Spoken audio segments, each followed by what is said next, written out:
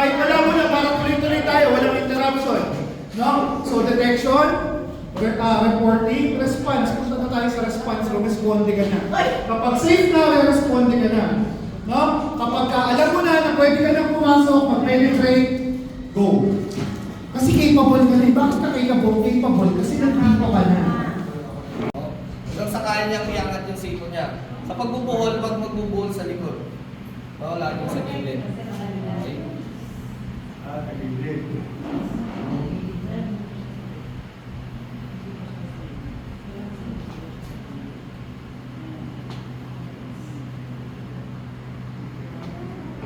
Sa siko.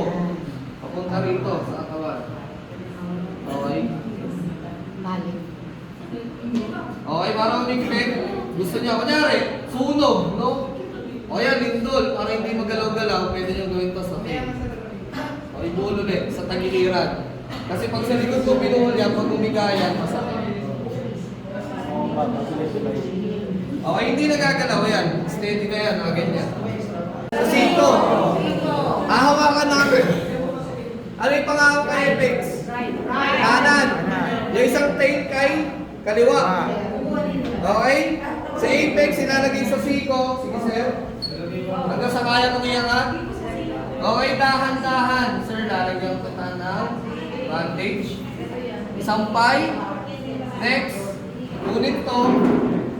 Ilagay sa kapila. Kung lagpas, tintayin nyo lagpas. Diba? Nakalagpas? Okay, pwede nyo itupik. Tupik.